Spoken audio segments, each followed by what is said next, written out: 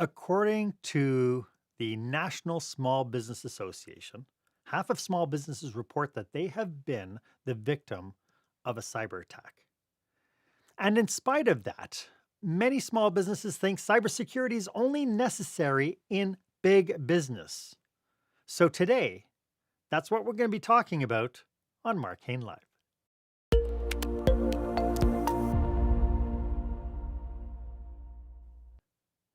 Welcome to this episode. This is where small business owners and entrepreneurs pick up core skill sets to help them create the show-stopping, jaw-dropping experience that their customers and their employees deserve.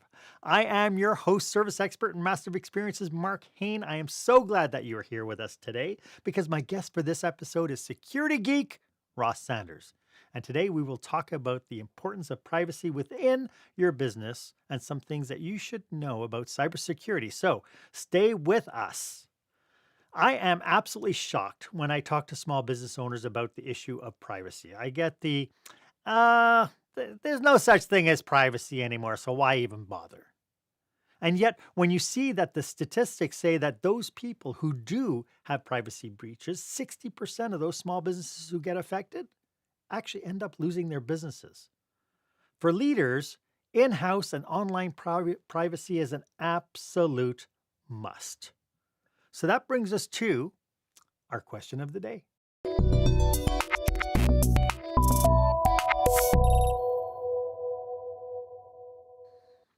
So, what do you do to secure all the data that you collect in your business? Because it's vast. You're collecting employee files, customer content, all sorts of information every single day. So what do you do to secure it? I'd love for you to share and let us know. So go ahead and post it in the comment box. And please use the hashtag experience leadership so that we can track the conversation and make you a part of it. As I mentioned, today's guest is Privacy and Security Geek, also known as the PrivSec Director at Bamboo Data Consulting, Ross Saunders. Ross is a global privacy, defense, security, and infrastructure specialist working in numerous industries to implement privacy programs and cybersecurity controls. And by his own admission, privacy can be a little bit but today it's going to be exciting.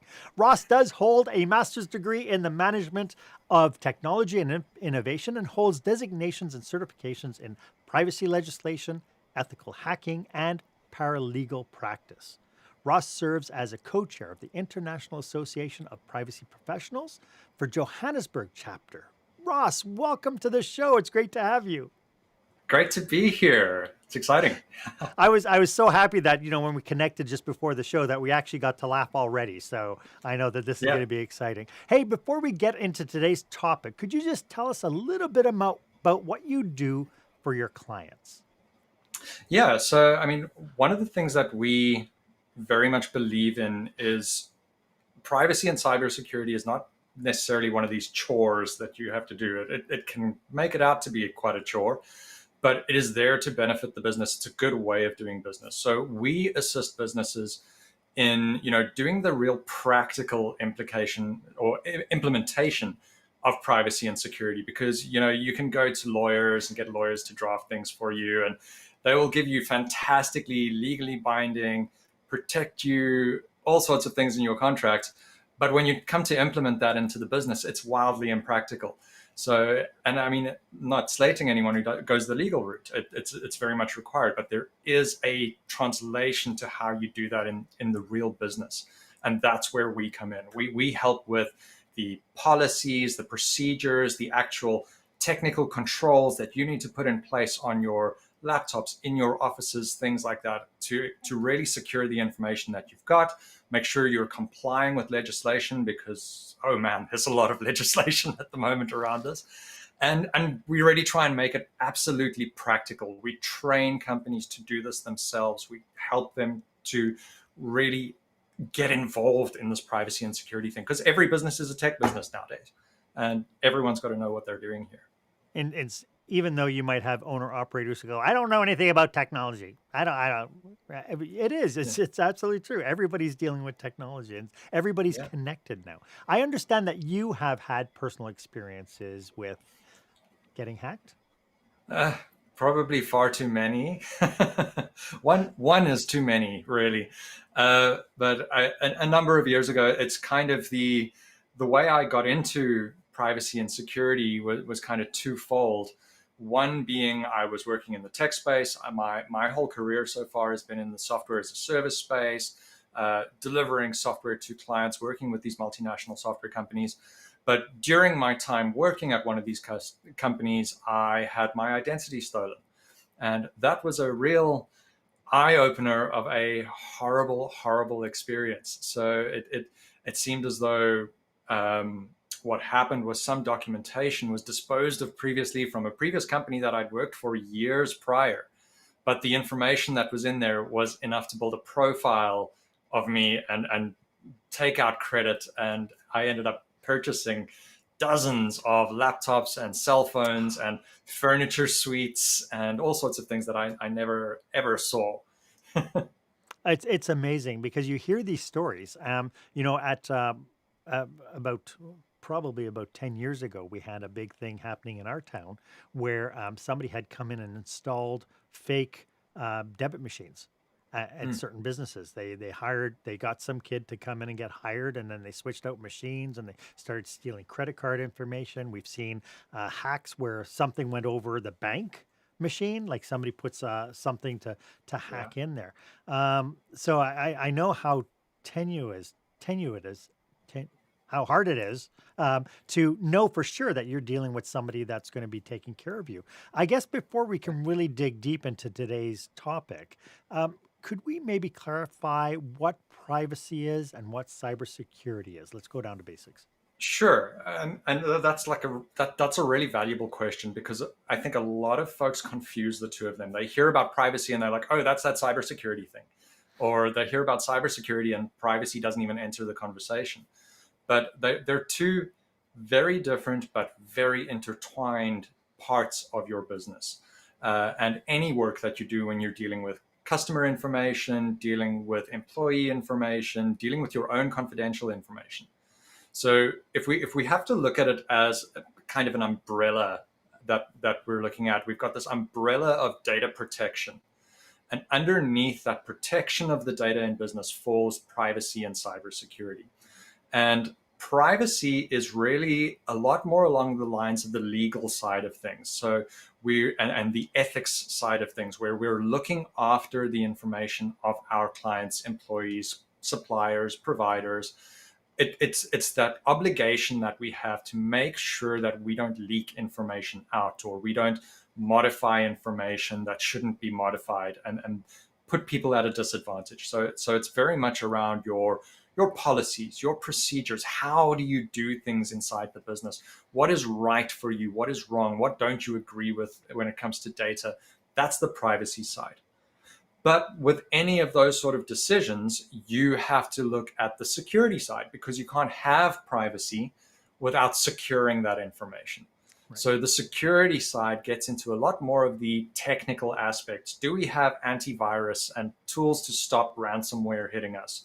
Do we have firewalls? Do we have protection for people who are working from home? Do they have tools on their laptops that can protect them? Do we have this is going to sound funny talking about it in a cybersecurity sense, but in the security sense, do we have locking doors and locking drawers on cabinets? I was just going to ask you that.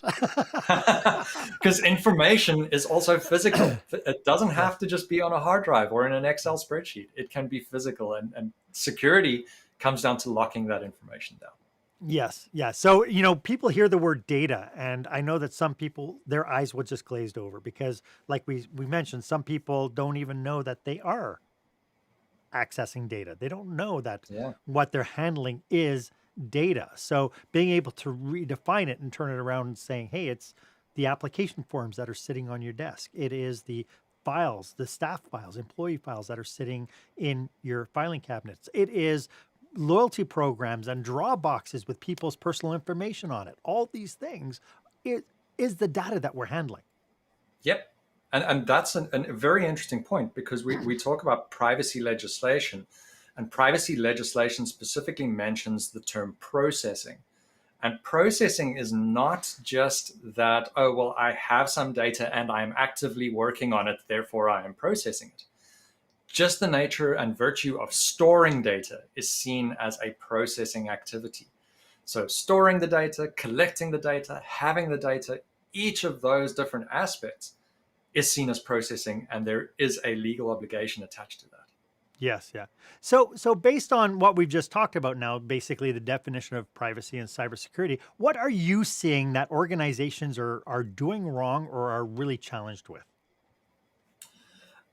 There are a number of things that folks are challenged with, and I think one of the major things we see is um, people don't realize what privacy entails. If I can start on the privacy side, because a lot of times when you do have someone who knows about privacy or has heard about privacy, it would be a case of, oh, well, we have a privacy policy on our webpage, therefore it means we're compliant with it. But that's only one component of this entire framework that you should actually have in place in your business.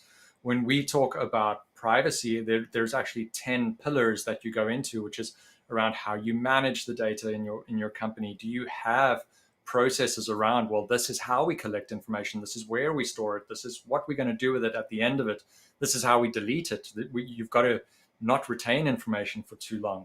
It's around your consent and your choices. Do you give your consumer the choice to opt out of this? And can you actually action that? There's a lot of questions you have to ask yourself in this space. So I think a big challenge in privacy is people not knowing what they don't know. And we're very much there to try and educate people. It is a lot broader. There's a lot more things to do there.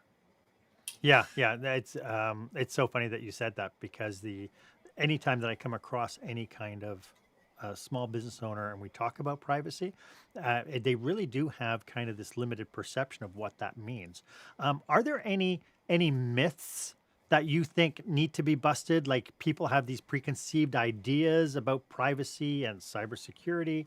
What are you Yeah. hearing out there?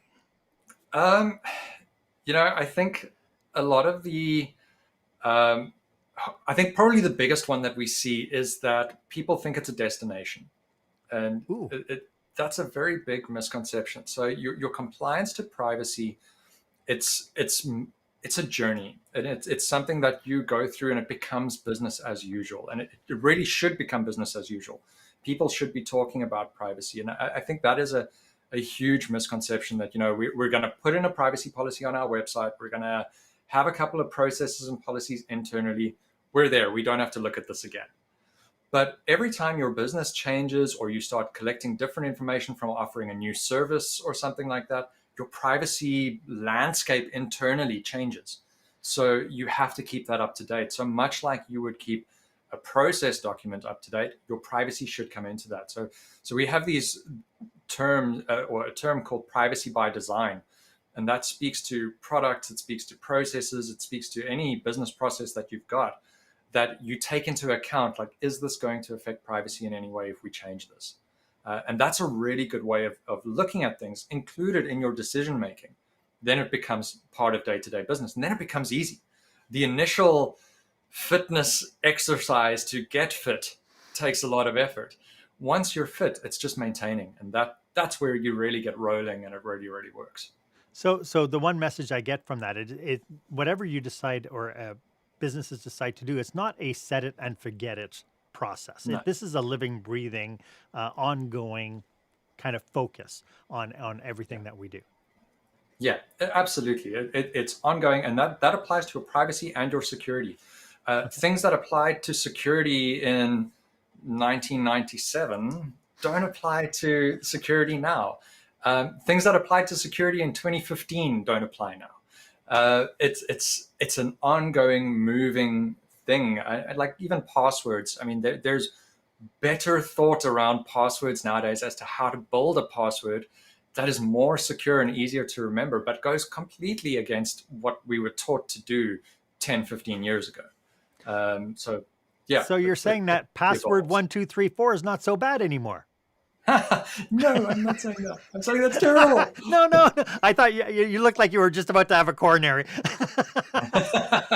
It was interesting. I was looking at a thread on Facebook the other day with one person saying that, oh, their password, they need to change their password. How do they choose something that's memorable? I'm like, oh, cool. I'm going to jump in here and give a little bit of advice because, a passphrase is what we use now. So let me just give that. Like, find 5 things on your desk, start each word with a capital. So you could have glass and headphones and microphone and split those up with a number between them. And you've got easy to remember password that's massively long. But the advice that was in this Facebook thread was horrifying from all angles because it was just all this terrible information to create a password that's nice and short, that's only 5 or 6 characters. Don't do that. That's the quick way to getting hacked. There was advice of just adding a number at the end of your password every time you requested to change it. That's terrible. Don't do that. But the world has changed, and we've got password managers out there now, and we've got the ideas about doing passphrases. Those are 2 really, really valuable things for that, to step in there. Is there any other myths around cybersecurity that we should be aware of? I mean, we just talked about passwords. Is there anything else like people getting hacked, getting their personal information? What else do they need to know? It's like small businesses. What do they need to know about cybersecurity that there's misinformation out there now that's driving bad decision making? There are a few things, and I think to jump back to a little more seriousness is and it's a bit of a bugbear of mine, is listening to a lot of these vendors that are out there that are selling cybersecurity solutions. If I could recommend for folks to do something and a business owner to do something, is really do your research, do your homework, and ask around. There are vendors that provide particular software packages or hardware packages like firewalls that will tell you that this is your silver bullet to solving privacy and cybersecurity in your business. It often is not the case. And the marketing engine turns a lot, and it turns a lot on fear. So you will have a lot of fear-based marketing out there. We call it FUD, fear, uncertainty, and doubt, that this runs on. So if you get offered something to take a look at as a product, question it, do your due diligence on it, research it, ask another provider what they think, or ask an independent provider who don't sell particular products what they think. So they'll often give you a better advisory there, or give you a more holistic view. Often in cybersecurity, it's not one tool that's going to fix things, it's multiple. And it's beneficial to do that homework. And speaking to the fear as well, the other side of protecting yourself is if you do get an email or something that does try and instill a lot of fear in you, don't react immediately on it as to what the email is telling you to do. Contact someone, see if it is something to actually be worried about or if it's phishing, because phishing attacks are the prime candidates out there right now, and stealing people's credentials, their email addresses, passwords, to get into their systems. And they do that via fear as well. And if you can spot that it's an email trying to do that, that's first prize. Yeah, it's that's I mean right there that's worth the price of admission, folks. Right there is something, because we see it all the time. Yesterday I just got one that says, "Here's your invoice. You have 30 days to pay it. Thank you." And then there's a attachment, and it's like, "You liar." Well, I think what I'll do is I'll trump that with the price of admission just on one more point on that. Sure. One of the things that I think is very much undervalued is switching your email over to a service like Google Workspace or Microsoft Office 365. The cost of using those services is far less than the value of the protection that you get from them, because there's something that is included called multi-factor authentication, which is where you get a code on your cell phone, or you have to click yes on your cell phone when someone tries to log in with your password. So even if your password does get compromised, there's that extra layer that can stop someone getting into your email. And your email is absolutely your identity. You have sent all your information for visas and for travel in your email. It's in your sent items. You have received bills and anything someone needs to build a profile of you in your email. So if that email password is compromised, it's your life compromised there. So put in that multi-factor authentication, move from shared hosting to Microsoft or Google, they have teams looking after the security. It's so valuable. Oh, that's so great. And it brings up, more times than not, I find that people are looking for convenience, not security, and Yeah. we need to shake that out, right? I remember when I was setting somebody up on a POS system, and I said I just need a 3-digit code. It's not highly secure. It was just in order to set them up, I needed something to give that to them, and then they could change and make it more secure afterwards. And right away, he came out with his code, and I said, "Well, you just gave me your code to your banking information." He goes, "How'd you know?" I said, "Because you didn't stop and think about it." Yeah, so, absolutely. so but it's amazing. I'd like to talk a little bit about the culture of privacy. As leaders, Mm. we are privy to so much information. We've done a ton of customer and employee data. What is business liability to protect? What is the business's liability to protect things like employee files, customer records, and so on? So it's very interesting at the moment, in that there are a lot of segmented laws around different provinces having different privacy legislation, as well as federal having PIPEDA for the private sector, Privacy Act for the public sector. There are different requirements under each of these. But what we're finding a lot, and diverting outside of Canada for a moment, is in Europe, you've got the GDPR, which is the General Data Protection Regulation, which has kind of become the global gold standard as to what a privacy legislation should look like. And Europe, tied into that, has something called an adequacy rating, where they will rate other countries' privacy regulations as to whether it's comparable or acceptable. Now, Canada is currently in that adequacy rating. It is seen as acceptable, but it is a much older legislation. So revisions have needed to come. And that's what we're seeing now. So just in the last week, there's been a new bill tabled for the CPPA, Bill C27. That is a privacy reform federally for Canada. And that is going to bring in a lot of these European standards to Canada. With that said now, that brings in looking after employee data, making sure that only the people who should have access to certain data have access to it. Because a data breach is not just the hackers coming in to you. It is someone that you hire that perhaps is on the call desk or something like that shouldn't have access to HR files. Suddenly they get access to HR files, and when they leave, they're disgruntled or something like that. That could be a breach. It could be changing information that someone shouldn't be allowed to change. That can be seen as a breach, and in the eyes of a regulator, they would come down on you with that. And with the new federal regulation, if it comes in, there are significant fines and impacts there now. It used to be that you'd get perhaps a slap on the wrist if this goes through, and there's new laws in Quebec as well, which do have fines and things included. But if a new one goes through, you can get fined up to $10 million for doing the wrong thing on data. And it's a sliding scale, not to say that you're Sure. going to get a $10 million fine. Yeah. But you have to be aware that there are these penalties now, and those penalties can shut you down. And that's not the only thing to worry about, because there's a private right of action as well. So if someone, the employee whose information gets breached, decides to sue you, they can do that as well. So it opens up this whole can of worms Sure. as to what could happen. And I can absolutely see that people's eyes would kind of glaze over with all this information and what they need to do. I'd like to talk a little bit about how businesses can adapt to the changing landscape, and we'll get to that right after this. When the spotlight shines on your business, are customers applauding or yawning? In other words, how is your business performing? Make your business a star with the new book, Lights, Camera, Action, Business Operational Excellence Through the Lens of Live Theater by Marc Haine. Marc uses his business and acting experience to help you see your business like a live show, so you can create a performance your customers will never forget. Buy Lights, Camera, Action today at your favorite online retailer or directly at marchaine.com.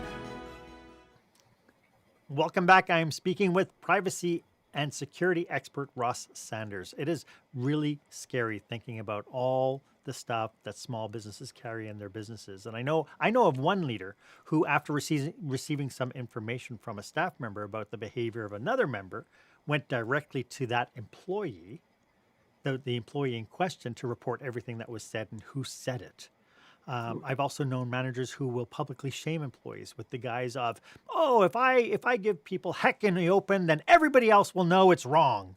Um, what comments do you have about this kind of leadership-driven behavior when it comes down to privacy? It's an interesting thing in the privacy space. One of the things that you don't want to do is make it that folks are scared to raise privacy issues. Hmm. We briefly mentioned things like a privacy culture.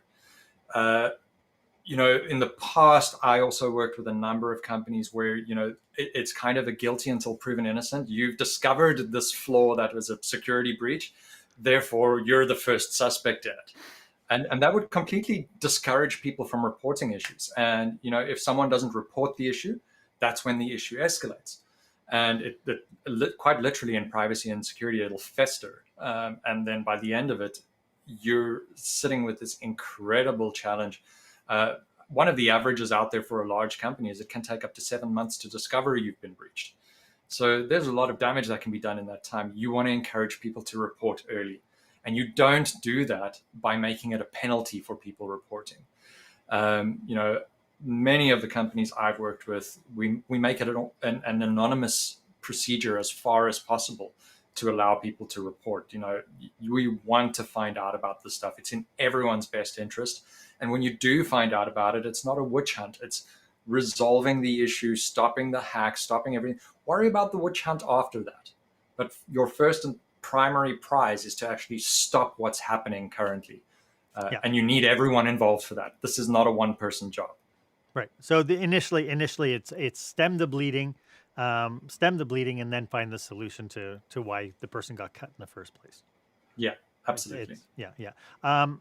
For small businesses, that can be quite drastic. I mean, if you're in a small business, let's say under 25 employees, you have a storefront and you have these kinds of breaches. Businesses aren't trained. We're not training business operators in the privacy legislation. How can people find more information out about this so that they can become more educated about what their responsibilities are and so on? Absolutely. I actually want to take what you just said and dial it back 1 second just to what you were saying about people not knowing what to do in these instances and what their responsibilities are. One of the key things that you can implement in your business is a plan. We have business plans as to how we're going to do our business. We've got strategic plans as to how we're going to go ahead. Plan for the what ifs and take some time aside with your team and or even yourself if you're a solo practitioner, but do this. Sit down and work out, if a ransomware hack had to happen, what am I going to do? And actually plan that out and put that on paper. Who am I going to phone? What am I going to do? We work with breach coaches and things like that, where they will work with your insurance companies and things like that to address these breaches. But you need to know how you're going to react. Where you've got storefronts, where you've got business critical operations, you want to have a plan to address that really, really quickly if it goes down. It speaks to your business continuity planning, not even privacy. So it's very important to look at that. When it comes to education on this, there are a lot of resources out there. There are a lot of companies publishing a lot of information. There are massive amounts of security posts and things on LinkedIn. If you just search for the hashtag privacy or hashtag PIPEDA for Canada provincial legislation or hashtag CCPA for California, you'll find loads and loads of information there on it. There are also organizations like the IAPP, International Association for Privacy Professionals. They have loads of information up front to help you get things in place. And short of that, there's a lot of training that can be done. We do a lot of training to privacy officers, small businesses. We've trained through other organizations and bodies where we teach people this is what your responsibilities are. You should have this in place. You should look at that, and it helps a lot. Yeah, that's great. This is fantastic. Now that we're on that topic, how can people get a hold of you if they say, "Wow, this Ross guy really seems like he knows how to help me"? How can they get in touch with you? The easiest way to get us is on our website. So it's bamboodataconsulting.com. We've got a newsletter at the end of the site. If you scroll all the way to the bottom, you can sign up for the newsletter. We publish articles on a monthly basis as to new laws coming, new things you can do, practical things you can implement. Follow us there. You can also connect with me on LinkedIn. Just search for me, Ross Saunders. You'll find me there on the privacy side, and gladly we'll chat to anyone. Terrific. Thanks for that. We were talking a little bit about new legislations that are coming up. So what are you seeing? You mentioned like Quebec, things are starting to change now. You're seeing some, what other things are going on in the marketplace that you think business owners need to be aware of? I think Quebec is a very big thing that folks need to be aware of, because that is in place already. It's in a grace period, and it's being implemented in a sort of tiered space over the next 3 years. So this is Bill 64. It's a privacy act for Quebec, but it affects anyone processing data of individuals based in Quebec, whether they're in Quebec or not, you as the processor. So if you're sitting in BC and you have employees in Quebec, there are privacy obligations you're going to have for those employees that you need to look at. So that is where you need to start looking at what data you have of people. Where is it stored? Is it stored in a safe place? Do you have contracts with your providers? So it's very important to start looking at that space in Quebec. It is a grace period and a tiered approach. So every year in September up until 2024, there are new things coming in. At the moment, you want to, at the very least, get someone appointed to look after your privacy. Even if it's you as the owner of the business, you need to be aware of looking into this, because you don't want a fine or a risk coming out of nowhere and blindsiding you on this, where it is actually legislation. How does it work with jurisdiction? Because I imagine some people would hear that and go, I'm in North Carolina. Why do I care what's going on in Quebec? What do jurisdiction boundaries look like? So that's an interesting thing, and it's something we're seeing changing in privacy on a regular basis, and people pushing the boundaries a bit. So we had GDPR, like I said, in Europe that came in, and that was one of the first laws that brought in this concept of being extraterritorial. So if you're dealing with a European resident data, not even citizen, resident data, suddenly this law in Europe applies to you, whether you're in the US or Canada or Africa or anywhere. And that was this first foray into extraterritorial side. Now we're starting to see provincial legislation doing the same kind of thing, with the courts getting involved and that side. So where previously it would be the information commissioner and there would be an option to perhaps go to court, now there's starting to be enforcement directly with the court. So there are cases that are coming out now, and I believe there was a case now where a Canadian regulator is in talks with the US now about a data issue that happened with that. Wow. So we're definitely starting to see that there are these cross-border things, and that makes quite a challenge in terms of privacy, but there are some fundamental things that you can do that will assist you for looking after California data, looking after Canadian data, looking after European data. So you don't want to be redoing privacy for every region you're in. You want to look at doing something kind of at the strictest level that can trickle down over everything. And that's what we help a lot of companies do. I can absolutely see it. So you do create this umbrella that will apply to no matter what state you're doing business in, no matter what province you're doing in, you know that you're compliant across the board. And there's a minor tweak you have to do. Sure. I can't believe for a second that this is something that a layman like myself would have time to sit down and research. So, this idea, and we've talked about this on this show before, having a privacy coach, we talk about having business coaches, personal development coaches, and so on. Having a privacy coach is sounding like a really great idea. Yeah. And I mean, we see it at different, you'll see that people will say you have to have a privacy officer. Small businesses don't have the resources to hire a privacy officer, nor is a full-time privacy officer necessary when you're not doing privacy at all times. So there's nothing that says you can't outsource some of the responsibility for it to another organization. So I mean, we've done work with companies where we will be on a retainer for 2 hours a month, where it's just back and forward, like, what do we need to do here? Oh, look at this, look at that, look at the other. Maybe approach an attorney here or lawyer where you need it there. but we give advice right up until the point where we will be someone's virtual privacy officer, where we're spending 30, 40 hours a month working on your privacy, getting the policies out, getting everything in place for you, and helping your teams. So it really is something you can do externally. You don't have to do it internally. I There are think some that's very good things you can do internally to prepare for it. yeah, I think that's such a good option. As you were talking about it, it's like I just know all these business owners who are so busy in their business. There's not a hope in heck that they're going to have time to be able to manage something of this scope. Yeah. The one thing I was interesting to see COVID-19 hit because it did accelerate a lot of things. Yeah. And I do know that, when people all of a sudden now had to start working at home, people were, organizations were installing like monitoring software and all that sort of stuff. How has COVID-19 working from home changed how we manage data and the privacy component of being at home doing work versus being in the office? Yeah, you've hit on a couple of things there that was very interesting through COVID. So employee monitoring became really interesting, and people would go into this with the guise of that this is for security, that we're monitoring people at home. But this is where the conflict with security and privacy can come in as well, in that monitoring people at home is in contravention of privacy, or can be depending on how you do it. So COVID really kind of forced us to think in a way that I think we would only have been thinking about in 10 years' time, in that we didn't have people always working from home, and we needed to find solutions.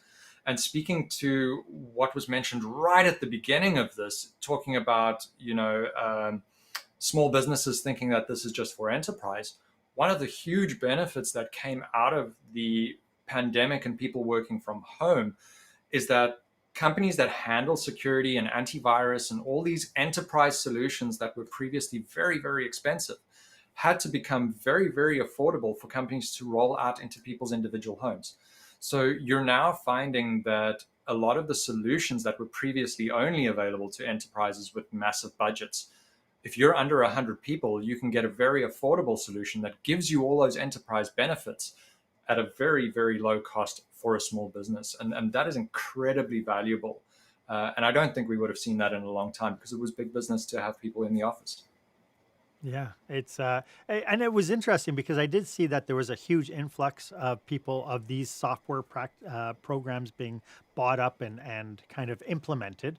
But then, I get a sense that because COVID lasted much longer than anybody anticipated, that it was kind of like if you go out and you buy security cameras and you can say, I can watch my store from home. And it's like, when was the last time you turned it on? And Yeah. The pendulum swings where, there's the initial panic about we need to monitor everything and do everything. And it's calmed down now as to a nice happy medium as to where we need to be. And I think it's in a better space now than it has been. Yeah. Yeah. I'd like to talk about some practical steps in implementing privacy compliance and some fundamental practices for cybersecurity. And we'll get to that after this.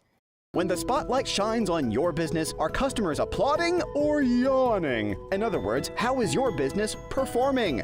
Make your business a star with the new book, Lights, Camera, Action, Business Operational Excellence Through the Lens of Live Theater by Marc Haine. Marc uses his business and acting experience to help you see your business like a live show, so you can create a performance your customers will never forget. Buy Lights, Camera, Action today at your favorite online retailer or directly at marchaine.com.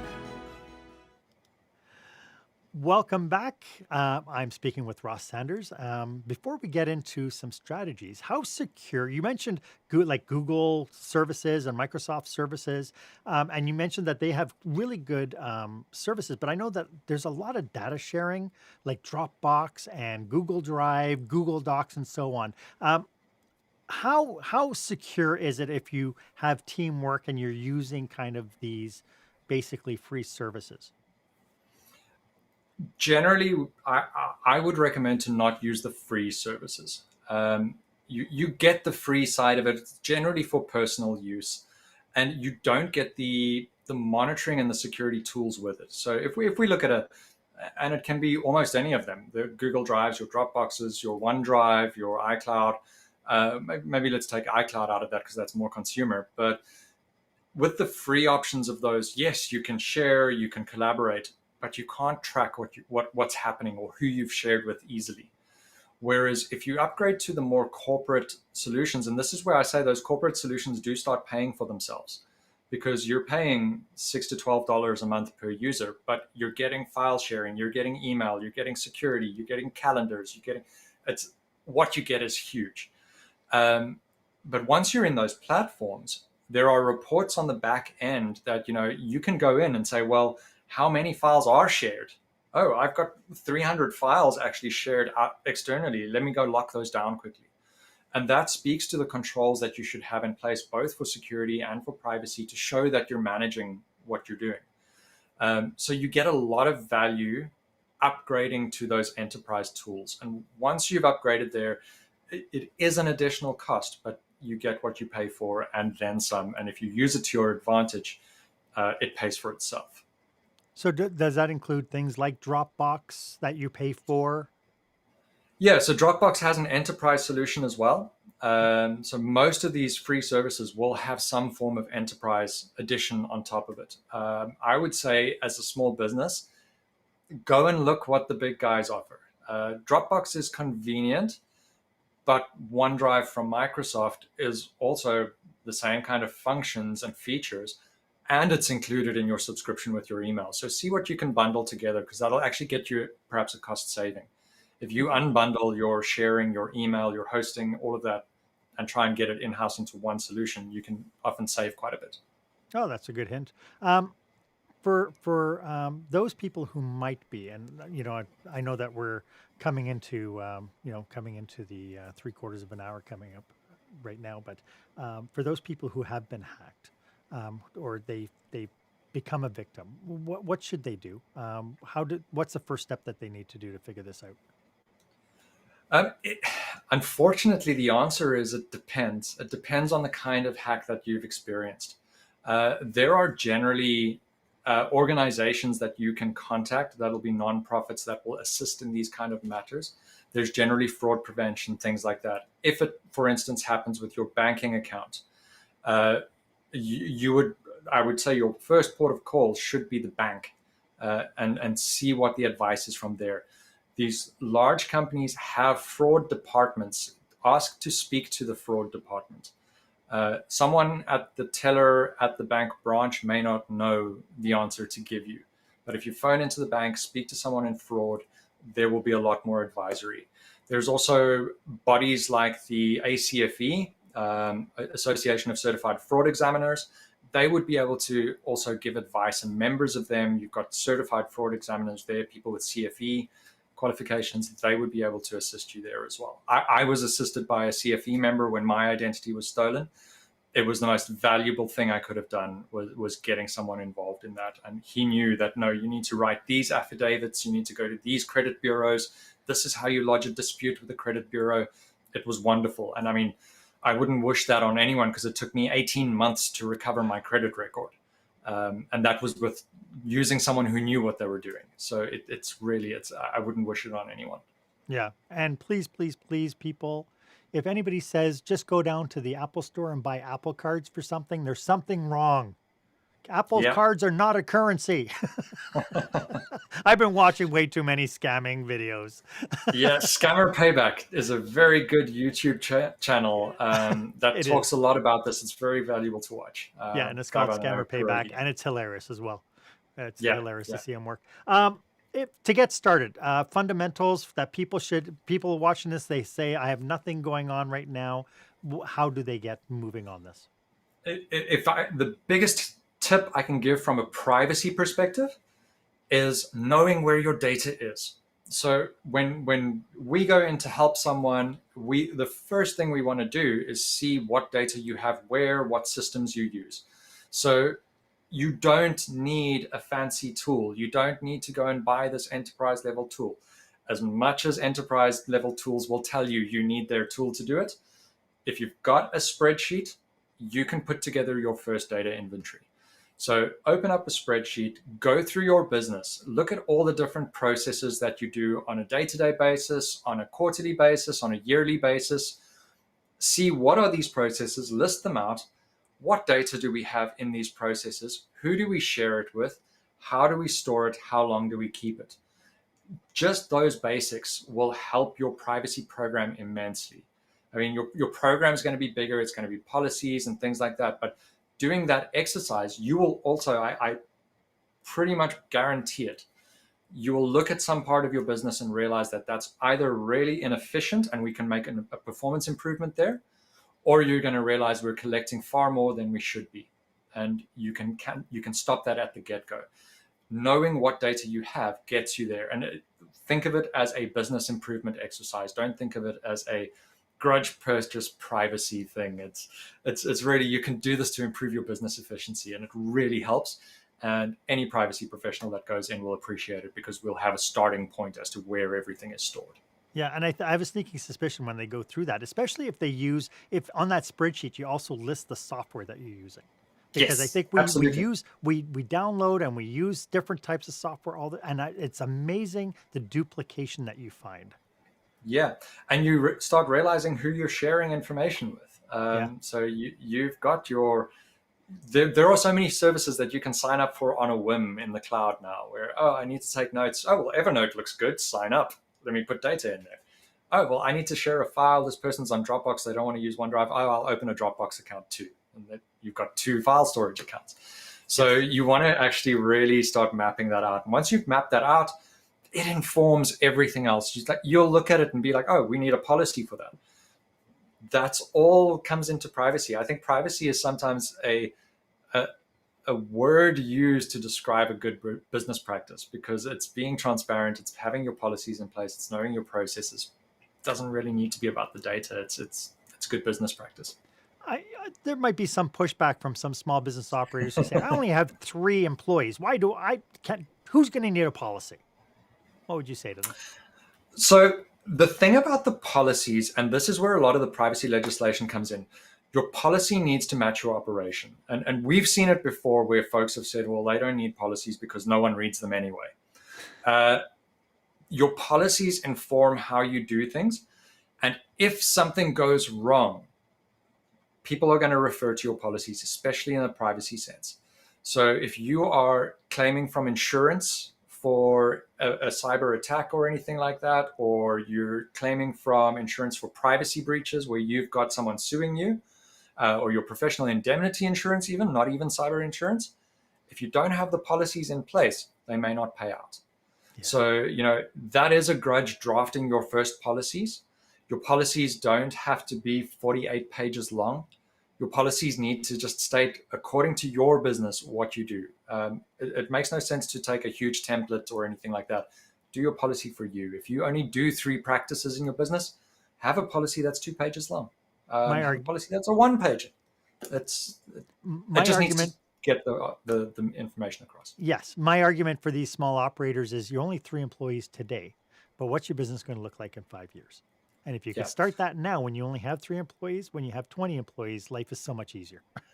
Yeah. And speaking to that, I mean, I come from the software space where there's something called technical debt, where you don't fix issues and the debt starts racking up, and then it becomes impossible to fix all the issues later. The same applies in privacy. You get privacy debt.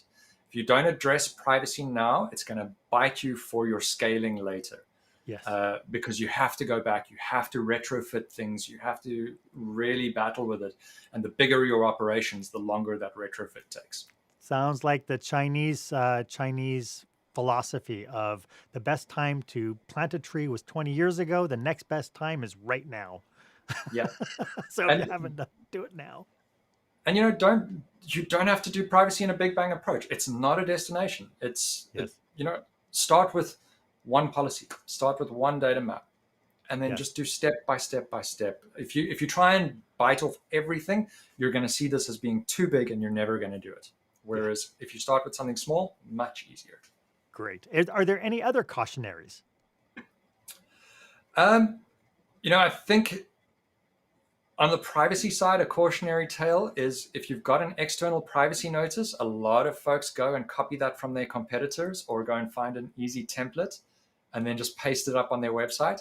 Again, that needs to match what your business is. So if you've got a privacy policy that you're putting outwardly, make sure your business practice matches what's in your privacy policy, and you're doing what you say you're doing. Because if someone investigates you, that's the first thing they're going to ask for. It's a promise statement. Yes, absolutely. Yeah. And I mean, on the security side, speak to your teams. Look at the way you do things. Security comes down to habit in a lot of cases. So like I spoke about, having multi-factor authentication where you get a code on your phone when you're logging into your email, that's already a fantastic move in the right direction for security. Look at choosing good passwords, that admin123 or things like that, your name of your dog. Don't have the password of Fluffy or something like that. Pick a password by using things on your desk every day, where it could be headphones, pen, wallet, put numbers in between it. Suddenly you've got a 30-character long password and you can remember it. So there's a lot of this, and have chats with your staff. This shouldn't be up at only the director's level or the C-suite or anything like that. Everyone should be talking about this. It takes the load off everyone as well, because if you're handling this from the front lines, 100% better. And they have a stake in it, right? They now have a Yep. stake in it. So it's like, it just makes perfect sense. Yeah. Do you have any last thoughts about what we've been talking about today? I think we've covered a lot of it. I would say, get started. It sounds rich, but start by writing one line of that data map today, and it'll help you along your way. And then as you start seeing, anytime you add something into the business, it'll come into that, and you can add it in there. Get it into those business as usual practices, and get some awareness in place. There's some really great webinars out there. There's really great reading content and things like that. There's great podcasts out there, and you can gain a lot of information as a business owner as to what you need to look out for there. And it's not that scary.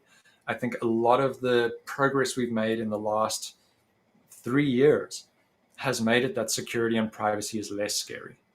There are fundamentals that you can do that work really, really well. And it's better to do something, the adage of do something.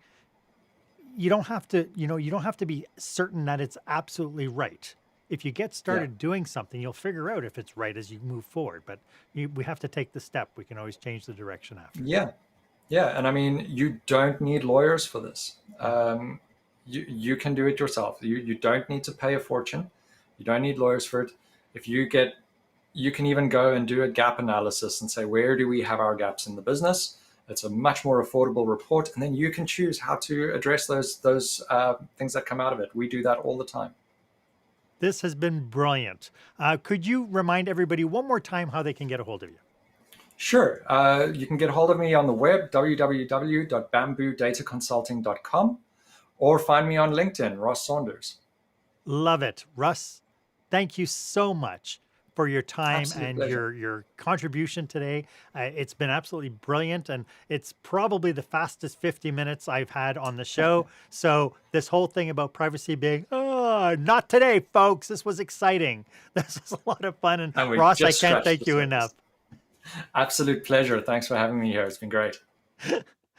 Why don't you let me know if this was of value to you? As always, my offer stands. If you'd like 30 minutes of my time to help you brainstorm your business with you or your team, please feel free to book yourself on my online calendar. The link is in the show notes. It would be my honor to be of service. And if you haven't done so yet, why don't you go ahead, subscribe to this show? And I invite you to join me next week when my guest will be the fabulous Lori Guest. We will be talking about what to do about service fatigue in this new era. So I hope you will join us. My name is Marc Haine. I hope you stay safe, stay healthy, and I hope that you dare to be the exception. Thanks for joining us today.